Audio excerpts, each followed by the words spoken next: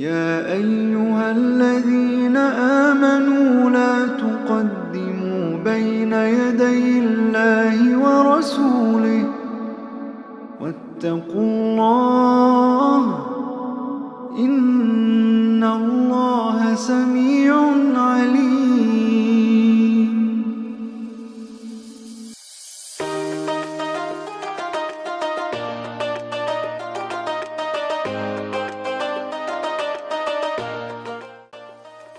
Assalamualaikum warahmatullahi wabarakatuh.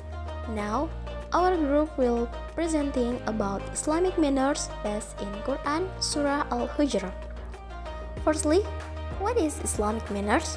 Manners are a way of doing something or way of behavior etiquette. The issue of good manners is very important in Islam. It's the basis of one's success in his daily life. Allah sent down Surah Al-Hujurat to regulate the etiquette of manners for a Muslim in his life. The verses in the letter Al-Hujurat were revealed to address the moral attitudes of his people that are not in accordance with the teachings of the Prophet Muhammad. As his people, we strive to follow the example of our beloved Prophet Muhammad, peace be upon him. On this video, we will explain about manners that Allah explained in Quran Surah Al-Hujurat. Stay tuned. The first is to investigate first.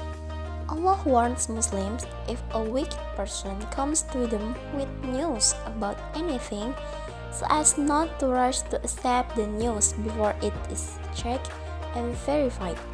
Muslims must be careful in receiving news in order to avoid regret due to action caused by news that has not been verified. To make settlement between brothers. Truly, every Muslim are brothers, because they are one in faith. So make peace between your brothers who are out or fighting each other and fear Allah by crying out His heart, including reconciling the two groups who are hostile to each other so that you will receive the grace of brotherhood and unite.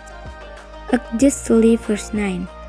Allah commands them to do justice in all their affairs because Allah loves it and will reward those who act justly in all matters and ridicule people. Allah forbids every Muslim to mock each other because maybe the one who is ridiculed is better than the one who mocks. 5. Don't insult one another. And Allah forbid Muslims from insult their own people because fellow Muslims are brother. And Allah does not look at your appearance and wealth, but looks at your heart and deed. 6. Don't call each other with offensive nickname.